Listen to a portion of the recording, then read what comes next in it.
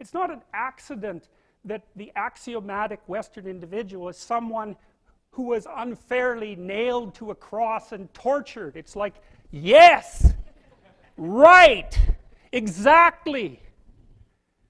So what do you do about that? Well, I thought about that for a long time too. It's like, well, you don't get together in a damn mob, because all that does is allow you to be as horrible as you could possibly imagine and suffer from none of the consequences. That's a bad idea. So how about we don't do that?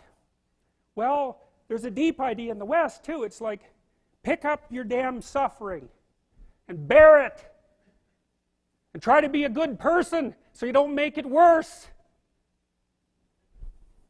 Well, that's a truth. You know, I read a lot about the terrible things that people have done to each other. You just cannot even imagine it. It's so awful. So you don't want to be someone like that. Now, do you have a reason to be? Yes. You have lots of reasons to be. God, there's reasons to be resentful about your existence. Everyone you know is going to die. You know, you too.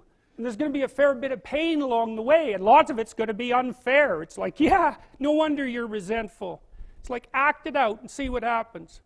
You make everything you're complaining about infinitely worse. There's this idea that hell is a bottomless pit, and that's because no matter how bad it is, some stupid son of a bitch like you could figure out a way to make it a lot worse. So you think, well, what do you do about that? Well, you accept it. That's what life is like. It's suffering. That's what the religious people have always said. Life is suffering. Yes. Well, who wants to admit that? Well, just think about it. Well, so what do you do in the face of that suffering? Try to reduce it. Start with yourself. What good are you? Get yourself together for Christ's sake, so that when your father dies, you're not whining away in a corner, and you can help plan the funeral, and you can stand up solidly so that people can rely on you. That's better. Don't be a damn victim. Of course you're a victim. Jesus, obviously. Put yourself together. And then maybe if you put yourself together, you know how to do that. You know what's wrong with you, if you'll admit it. You know there's a few things you could like polish up a little bit, that you might even be able to manage in your insufficient present condition. And so you might shine yourself up a little bit, and then your eyes will be a little more open, then you can shine yourself up a little bit more, and then maybe you could bring your family together instead of having them be the hateful, spiteful, neurotic, infighting batch that you're like doomed to spend Christmas with.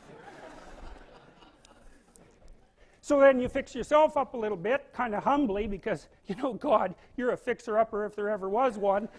And then you got to figure out, well, can you figure out how to make peace with your idiot brother? And probably not, because he's just as dumb as you, so how the hell are you going to manage that?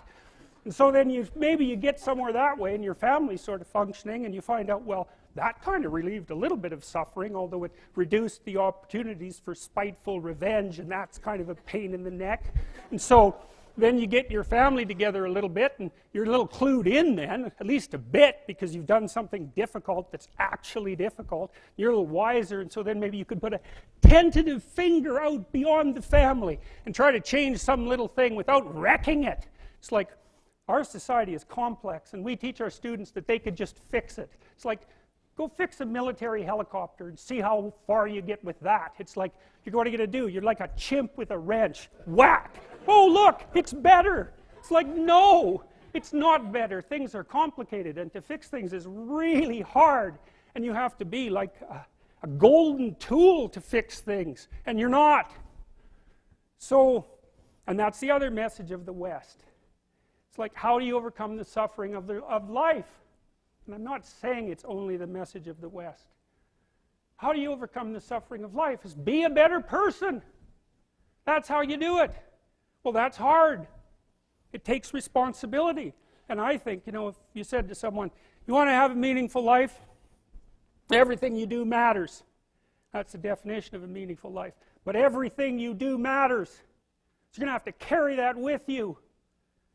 Or do you want to just forget about the whole meaning thing, and then you don't have any responsibility, because who the hell cares, and you can wander through life doing whatever you want, gratifying impulsive desires for how useful that's going to be, and You're stuck in meaninglessness, but you don't have any responsibility. Which one do you want? Well, ask yourself, which one are you pursuing?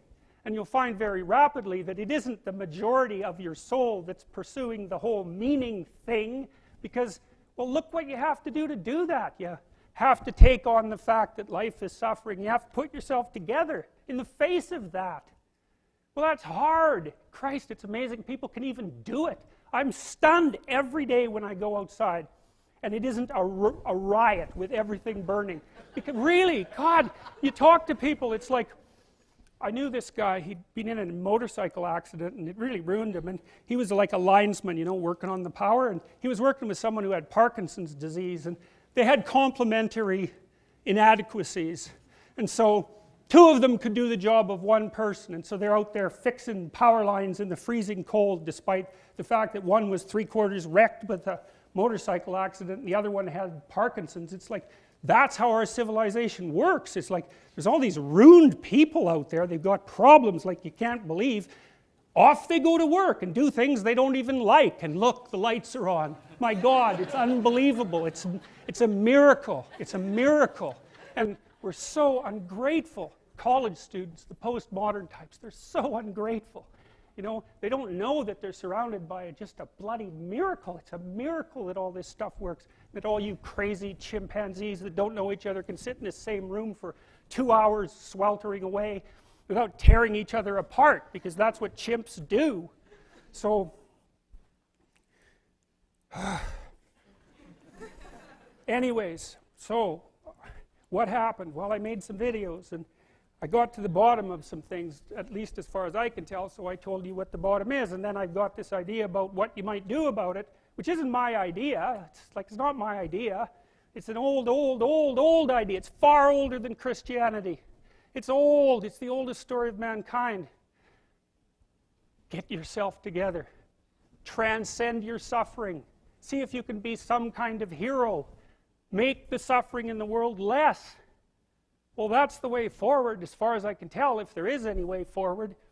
And that's what's under assault by the postmodernists. So look out, because they know exactly what they're doing, and they know exactly why they're doing it.